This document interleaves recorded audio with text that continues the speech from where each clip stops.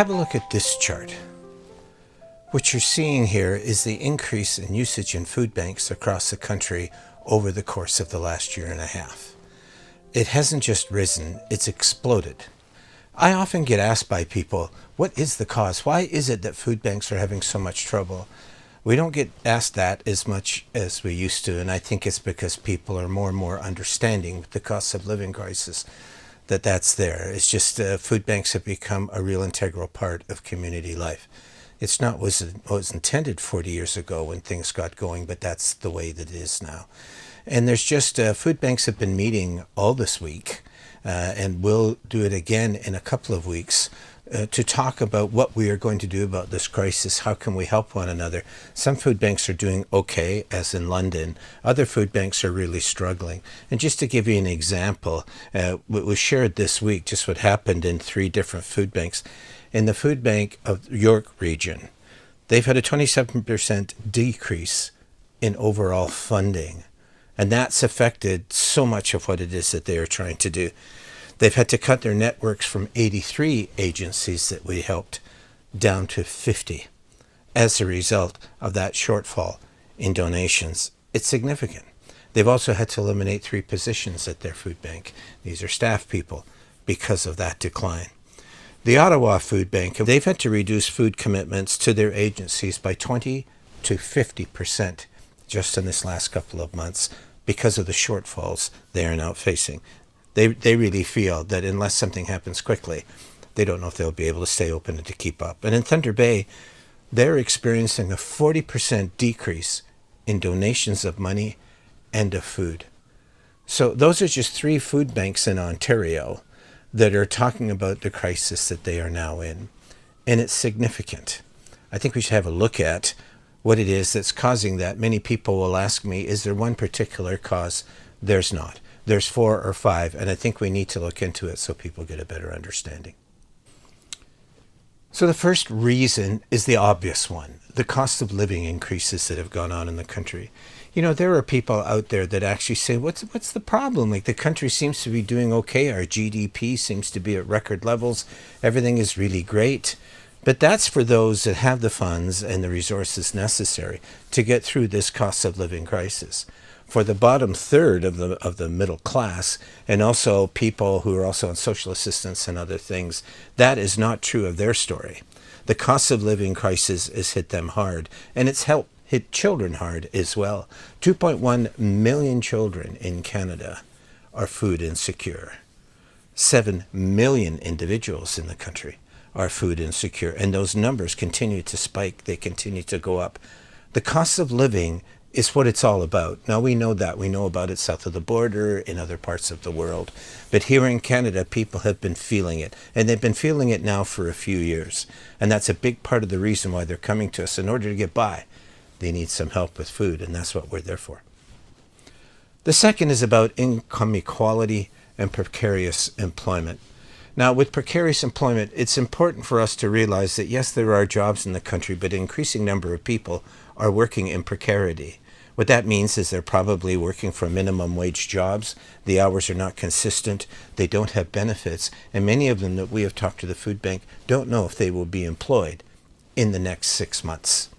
So that's a real problem for people. And it's producing this kind of inequality, income inequality, that has always been in Canada from the very beginning. It's been in every nation from the very beginning. There are rich, there are poor, and all the things that are in between. But the gap now between those people who can ride out the cost of living crisis and those that cannot and are having to turn for help to agencies like food banks, that is widening. And it's getting worse. And as a result of all of that, those people are looking for relief. They're asking different places like government for more supports or help. They're looking to their employers to perhaps help them out. And it's difficult, especially for small employers. So it's not easy. So the best way that they can do it, they feel, is to come to food banks.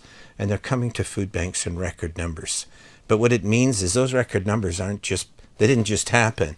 It's because income inequality is growing between those who can get through this recession and just do fine.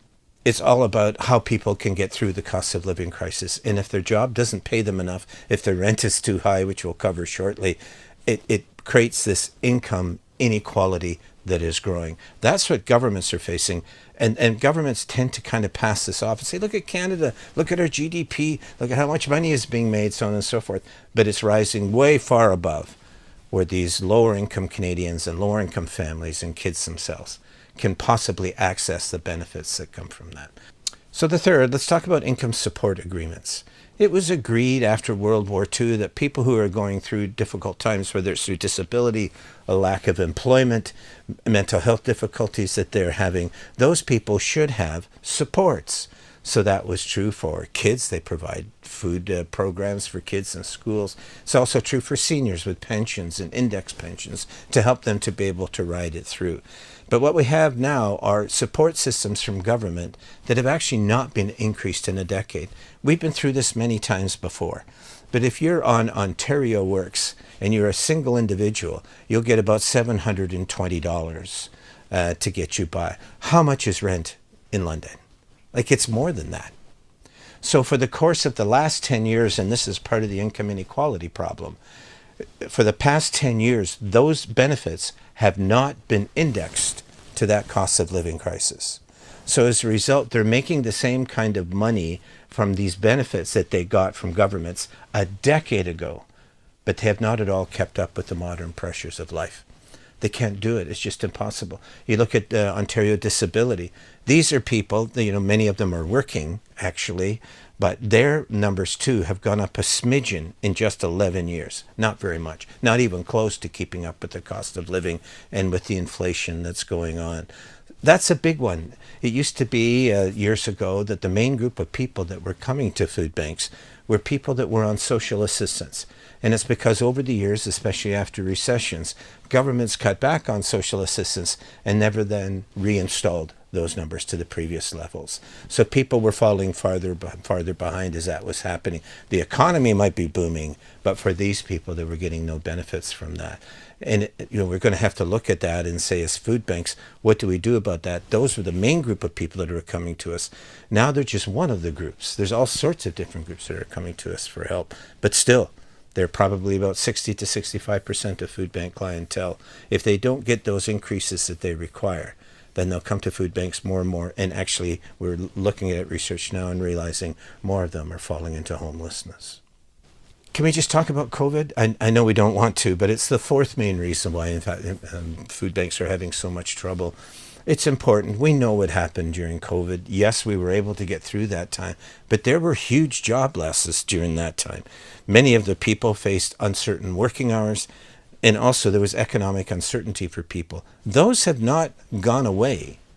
There are still people who, from that COVID era, are still trying to find their way even after COVID ended. And a huge number of those people are now also coming to food banks. They hadn't come to food banks before, but the uncertainty of what happened in COVID, regardless of what happened to the economy, many people fell behind during that time.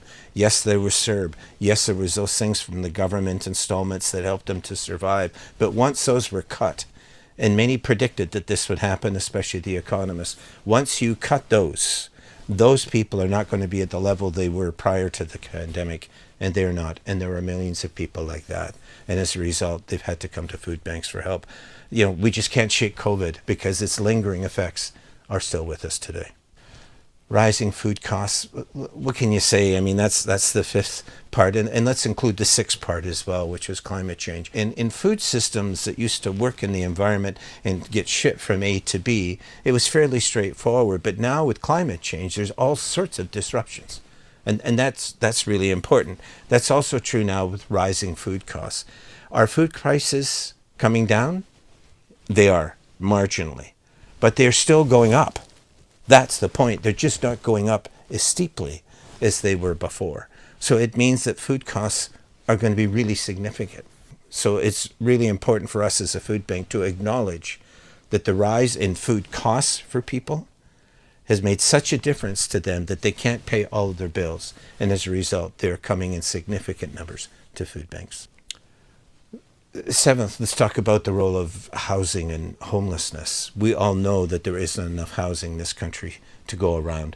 We all understand that. There are various reasons that go into that. But the point is, it has not been able to keep up with the demand. And as a result of that, it has meant that there are people living, especially in rental accommodations, in which their rent prices went way up. And they just weren't making enough money to keep up with that. It was just impossible. I think we all understand this. We know people that are in this situation, but they can no longer afford to live in their apartments. I was just dealing with a senior last week who was on a frozen pension. Her husband had died, and she could no longer afford to live in their apartment. Eventually, she had to go to an agency, a women's shelter, for help, and now she is homeless. That's just how it happens. This is a woman that worked her whole life, and so did her husband. But with the cost of accommodations being so high in this country, and they won't come down until there's a competitive market with more units that are available. Until that happens, people are going to increasingly come to food banks, because what are they going to do? Are they going to pay the rent, or are they going to feed the kids? That's the choice. For millions of Canadians, that has become a primary and an urgent choice. People should never have to go through that. The two essentials of life, and we know about this, are food and a roof over our heads. We're failing on both counts in this country, and that's part of the reason why food bank numbers have increased so much. So those are the reasons. There are others, but those are the main reasons as to why people are now coming to food banks in such significant numbers. I've talked to so many people who know so many people that are coming to food banks or are in tough economic circumstances. It might even be their kids or their grandparents, even their parents. It's not an easy time. As we look at our economy now, it might be roaring and it might be booming, and that, but the benefits of that economy are not accruing to the people that are lower down, who are having trouble just keeping work, keeping a roof over their heads, and being able to afford food. And for many of them, there are other things. There are things like mental health crises, there's grief, there's depression, there's anxiety. All of these things continue to increase. Healthcare costs are also going to become more significant. So what can we do in that situation? The government must be partly responsible for this. I think we have to have policies, good policies, that allow us to address all of these different levels. And maybe when we finally get them into alignment, we can stop the increase. And then we can sit down and start talking about what the future will look like, what has to be done there to make Canada more equitable. But for right now, the urgency is to stop that increase in the graph that you saw at the beginning of this video. That is not happening. There does not seem to be any real effort taking place within the food industry to lessen that. But also within governments, they acknowledge that it's a shame, but they say, well, that's what food banks are for. That's not what food banks are for. They're for emergency measures to help somebody over a brief period of time. But the point is, they can no longer afford to live the life that they once did, and food banks become their only option. That's why we're so necessary right now. It's not because we're important in and of ourselves, but people can't make the rest of the system change to affect their circumstances. But a food bank, where a community has come together and provided resources to help people in that tough time, has become the primary way people now are seeking to survive and to balance their lives.